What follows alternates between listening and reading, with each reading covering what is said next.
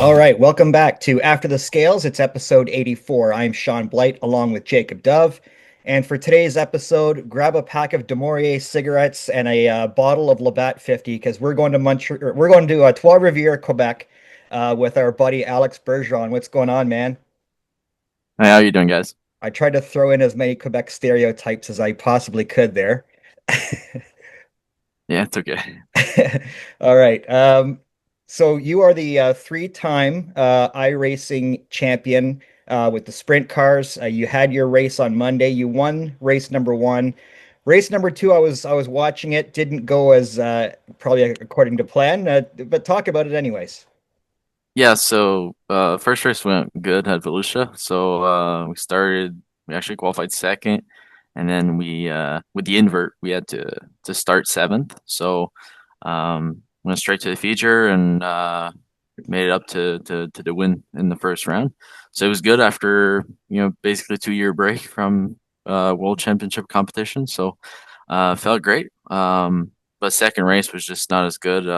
Definitely didn't make the right choices for qualifying. Didn't chose the right line, and we ended up on the bad spot. So we started 19th and made up to 12th. So it's not that bad, but championship wise, we're sitting fourth now instead of first. So Well, I'm glad we're starting off this episode talking about iRacing because for people that might know you, you're huge into iRacing. You kicked our ass in iRacing for the last I don't know how many years. Myself starting my JDR esports team back in during COVID in 2020 and competing against you and some of those other guys that are just absolutely incredible. I talk about how hard it is to master the sim versus real life racing. Obviously, real life racing is a whole different animal, but we'll get more into that. But just talk about how you got into it in the first place. I know it was a big thing during COVID, like I mentioned, and how you're able to race for a bunch of money and almost like real racing. oh yeah, absolutely. It was I enjoyed it. I still do enjoy it. Obviously, it's not the same as it used to be. Competition is different, and I feel like I'm past my prime for say, because I've been in it for a long time. I started when I was 12 years old, so that was way back. Dirt was not out then, but I started on asphalt and moved up the ranks. And in 2017, I started in the NASCAR series, the World Championship in that series. F1 as well. They had the World Championship, so I done that in that same year. Did NASCAR as well in 2018. Didn't have the best results, but I think my best result was second, so it's not that bad. But and then Dirt came out in 2017, and I started doing some more. Then I got into VLR, Victory Lane Racing. That's where I really started getting better and better. We did our first World Championship then in 2018. Finished second to Tim Ryan in that year, and after that year, we won our first World Championship in 2019. So at that point, it was just trying to stack up the results, practice a lot, and so here we are. 3 World Championship later, we're still doing it, but with work and everything, it's just in racing as well. So I try to focus a lot more on the real racing now, obviously with the SOS in Ontario. So we're going to our second season. So very proud of that and my team. Yeah, so I'm curious, like, so for old dinosaurs like me that didn't grow up around iRacing, um, obviously I'm aware of what a huge phenomenon it's become and how like it's led to so many opportunities in the real world for talented young guys. Um, how do you rise up through the ranks? How did you get to where you're at now? So when you start with iRacing, you're starting basically in the rookie class. So you have to move up the ladder, and that's where it's very hard because you just got to make sure you finish all your races without getting hit, so you can gain your license. And after you can do some bigger races, getting the higher classes. But then you just got to get up the ranks, and then as soon as you're ready and you have the actual license, you can compete for pro. So when you get to that level, it's different. You're racing against guys that you got to be on the limit. You can't make a single mistake. You got to be perfect because everybody is so close that the precision is very, very needed to be up there. But the competition is always going to be super close in sim racing because you're racing at home. You have I basically have a simple G29 wheel, and I'm competing in these world championship races. So everybody is just so close, and there's a lot of factors too. But in sim racing, it's just a lot more about yourself and how you can focus and do as good as you can. So. Yeah, I'm glad you mentioned how it's kind of different now than what it used to be. I mean, being around iRacing for 5 years now, and unfortunately, my Phenom Motorsports team has stopped doing the sim racing stuff and just kind of focused on the real stuff. But just kind of talk about the environment now. I feel like unfortunately, there's a lot of people that kind of ruin it for other people with the crashing and the retaliations and getting banned. And there's some drama with the speed shop stuff now, and it's a lot, and people take it really seriously. And I wish people would realize, at the end of the day, this is still a video game. We're trying to do it for fun, and it is a tool if you do race in real life and try to use it for practice to practice for your real life racing. Yeah, so basically, it changed a little bit because obviously you're gonna get a lot of new people, like different guys, different drivers that are getting into the sport, which is very nice. But I'm used to compete with all the guys we used to in the day, and we're actually back to that now with this world championship we're into. A lot of the guys that we used to race against, they're still in the series and they're back. So, just like myself, I stopped for 2 years. It's not that long, but for me, it's long because I've basically that was my whole life. So that's all I used to do. But now with the real racing and stuff, I focus a lot more on that. But sim racing has always been there for me. So. All right, I want to talk about your real racing because I got to hang out with you and get to know you a little bit this year, um, racing with the SOS Southern Ontario Sprints. And man, you put some miles on. Like of all the guys that are going to these races, you've got such a long travel. How's the program coming along? You've been stepping it up every year, doing more races. Talk about your year in 2025. It was rough. I was not expecting to do the entire season. We talked about it as a team. We wanted to do, 2 to 3 races this year. And then we started with the first SOS race, which didn't go too bad. We got into a wreck early in that race, but we were able to finish the race and do decent. So, it was just worth the shot to try it in second race, and then we did very good at Buxton. So then that's why got us going. We said why not try to finish off the season and see what we can do. It's only 9 to 10 races, so that's what we can do with our budget. So 10 races is perfect for us, and I think next year we can do the same thing. So trying to improve our program and try to do a lot better. I feel like we search too much with the car, too many adjustments. I need to really focus on trying to do myself and work on what I can do instead of listening to too many people. Yeah, you mentioned about budget and kind of your plans for next year. What would you say is your end goal with all of this? I mean, it seems like every sprint car driver wants to, eventually run a 410 and run with the World Outlaws or the High Limit one day. But it's different, being in Canada, and it's predominantly 360 guys. Some of the top guys have tried to go out and run the 410 stuff. And seems like, between me and Shaun, we've watched a lot of those really good guys that run Ashweekend and all that, wanting to make the next step and go to 410. So is that the end goal for you? So for your program, considering that, it takes a lot of sponsorship and a lot of resources. Yeah, absolutely. Like you say, it's just it costs so much. Racing is so expensive these days. And it's always gonna be like that. So we got to work hard. Obviously, the end goal would be to go up the ladder, but definitely not now because we don't have the budget for that, and I don't feel like I have the experience yet to move up now because I've yet to learn so much in the 360, and I feel like we're getting better. We just need to have more of a track position because when we started up front, we do actually very decent. Last year at Drummond and ESS, we started second. It was a decent track, and we stayed up front in the top three until I had flat tire on the right rear. We got into the wall, but I feel like we were close to the podium on that night, and that was only my sixth race, I think, in the 360. So I think it's not too bad. We just need to work and on our program and trying to get the car to be perfect for me. I think that's what's going to help us a lot this year.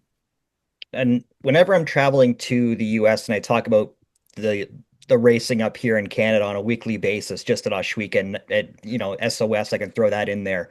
I just talk about the competition, how incredible it is just on a weekly basis. The ESS or the GLSS guys come up to Canada and they're getting their butts whooped. Like it's, and I'm not exaggerating when I say that. How do you find the competition, how difficult it is compared to, other things that you've been up against? Yeah, obviously SOS guys and everybody that races Ontario, Westbrook, Turners, everybody that were up front. These guys are so good. I mean, we've seen them compete with the Outlaws, I Limit, and those guys are up there. So to be able to compete against them is honestly a blessing because these guys are so quick. But it's great to be a part of the series but obviously ESS they have all great guys and fast guys too. But the competition, honestly, here, in the top 10 is so close that, like I said, to be able to race against them is honestly a nice thing for us. Being down here in Florida in the U.S., obviously I haven't been able to watch you race in person. Now Shaun has, but kind of walk our viewers through the kind of the routine that you have through your racing program. Maybe talk about some of the hands-on stuff that you do to set up the car that kind of get you acclimated to feel confident going into a race weekend. Yeah, so, honestly, I like to prep the car as early as I can. Obviously, with the SOS, we have quite a bit of days in between the races. So just following that schedule is very good for me and the work schedule and everything I got going on. And it's just I like to prepare the car early, make sure everything is ready to go, and I like to be able to be loaded and ready to go for the trip. Let's say a day or two before the trip, because when we leave, it's a lot of hours on the road. We do 8 to 10 hour drive every time, just to go and then to come back. As soon as the race is done, we leave right back. So, and my dad drives too, so it helps a lot. And we switch a little bit and we try to get going like that.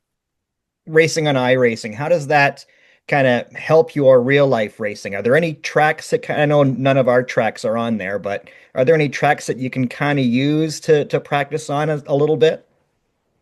Yeah, obviously there's a few tracks that resembles what we race on. Let's say Buxton, they have linear on iRacing, which is honestly very wide, and it really resembles Buxton. Maybe not as banked, but that's just an example. You got all these laser scan tracks that are picture perfect to the real world, so everything you see on the screen is what you'd see in the real car. The only difference is the feeling and feel of speed and uh, you know the smell of methanol, obviously, is not there. But I really enjoyed real life stuff. I honestly, it's the best thing ever. It's just honestly, iRacing for me helped a lot to calm down and be focused in the car. Sometimes the result is not as good this year, but when I can focus up and be calm, it helps the entire night. When you start stressing about everything is not good. So And looking forward to the 2026 racing season for you, what would you say are some of the maybe events that you're got marked on your calendar that you're really looking forward to? Some of the racetracks that may suit your driving abilities and that you really are looking forward to next year. I'll definitely say I really enjoy Buxton. Mm-hmm. I really like that track. Osh Weekend as well. You know, I really enjoy those tracks and basically all the tracks on the calendar.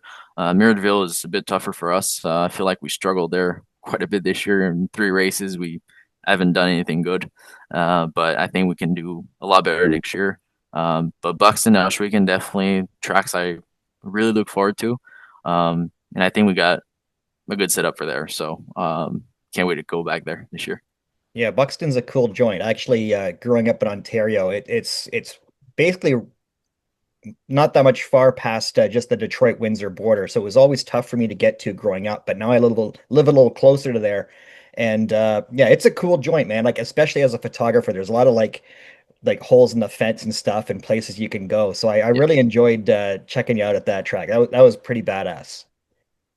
Yeah, and I really enjoyed your videos over there. It's amazing shots, and it's good for the medias. And with the iRacing World Championships, so you're racing on Monday nights. Tell our viewers what events are coming up for you, what you're looking forward to, and how they can check it out. So we got our next race at Williams Grove next Monday night. We're actually qualifying tonight and tomorrow. So every week there's 3 days of qualifying to the race on Monday. It used to be not like that before. We used to race with the same guys every week because we qualified in. Every week we can race against new people because they take top 40 in points after the three race. So there could be like 200 people trying to qualify, and top 40 only makes the race on the Monday night. And then out of the Monday night, then there's only 22 guys transferring over into the actual race. So there's a lot of qualifying process to get into the race. So far, we're actually pretty decent. But next race is Williams Grove. You can watch on YouTube on iRacing and the Esports Network. They got all the races over there. So we got Williams Grove coming up next, and then we got Lincoln. And then we go to Knoxville where we have the tournament. That's where the money is. That's where the final race is at for the sprint cars. So it's not necessarily a championship. There's a championship overall with the late models as well, but there's tournaments, they call it. So we have a tournament for the sprint cars, and then we have a tournament for the late models. That's where all the money is. So that's basically your championship. The last race is the championship. We wish you the best of luck with that. I know you're going to be competitive, and I'm glad personally I don't have to see that number 12 car fly by us anymore and kick up the virtual dust in our cars. So really appreciate your time, Alex. And before you go, Shaun's going to have some rapid fire questions for you presented by DJD Graphics and Gear. So Shaun, whenever you're ready, pull them up and we'll fire them away at Alex. All right, Alex, why the number 12? I always had this number since I was a kid. When I started racing on SimRacing, I don't know why. It's just always been my number, and I kept it. My dad had number 28, but I just always liked 12, and just went on with it for forever, and still to this day, and until I stopped racing. All right, who's your racing hero growing up? Definitely will say Steve Kinzer. Hmm. Actually have a picture in the living room with him. It's I've been a fan of him forever. But obviously he retired. But honestly now it's just Donnie Schatz, Brad Sweet, all the guys that run up front, Reitzel, all these guys. They're all super quick, and you gotta look up to these guys, because you learn a lot from them, and all the techniques they have. Obviously 410s, but you can use a lot of the techniques down to 360s. Yeah, Steve was my guy too. I've got an autographed Quaker State hat of his that I've never worn, so it's in mint condition. One of my prized possessions. Um, who's the biggest name driver that you've raced against online? Oof, I've raced against a lot of guys. um, I honestly, um, it would go to Kyle Busch, all these guys. I've actually coached Kyle Busch on the sim. Oh wow. Um, Bobby Pierce, Brad Sweet. I've helped Brad Sweet. Racing against the guys. That's a hard question. I don't actually remember. um, but definitely some of the best guys on real life. All categories. I've raced against a lot of people. That's cool. Jacob's a big Bobby Pierce fan, so he'll enjoy hearing that. Your favorite track in iRacing? Volusia, for sure. And we touched on it. Your favorite track in real life? Definitely Buxton for Yeah. sure. So far, because I've been to a few tracks in my career, but not a lot. So Buxton definitely on top of my list, and then after that is definitely Osh Weekend. After that, All right. What's your biggest pet peeve in iRacing? probably will say glitches because there's a lot of glitches like netcode and stuff like that. Sometimes you're not touching the guy beside you and you're gonna get hit, but that's just part of online sim racing. And sometimes there's things that you can't control. Sometimes there's things that just like real life, but it's different for sim racing. But when you're leading your race and something happens that shouldn't happen, that really Yeah, bothers me a lot. yeah, I get that. What's the thing that annoys you the most when you're driving your street car? Slow people. Yeah, obviously, I try to be as safe as possible, but Yeah, yeah, yeah. some people are really, really, really slow. Well, I know Highway 20 around Montreal. The speed limit's just a suggestion around there, so get out of the way. Um, Favorite Montreal Canadiens player of all time? I'm not sure. I'm not sure. I don't I You're don't not a watch hockey hockey. guy? No, Guys, guys I'm from sorry. guys from Montreal area and doesn't watch hockey. Oh, Hey, okay. I've always been around racing. I Yeah, yeah. No, that's fine. that's all That's my fine. life. So All right. I So I yeah. promised Felix Watt that I would come to Granby or Drummondville this year to watch him race. So I got two more questions, and they both deal with food in Quebec. Where's the best place to get poutine Uh, or poutine? probably yeah, probably in Drummondville because that's where they created poutine. Okay. The Roy Giuseppe, that's where they created poutine. So it's very good over there. Is Yeah. and last one, what's your go-to order at Saint Hubert? Chicken strips. Okay. Oh yeah, that's good. I've never been to one, but I've been told I need to go, so I gotta check that out. Yep.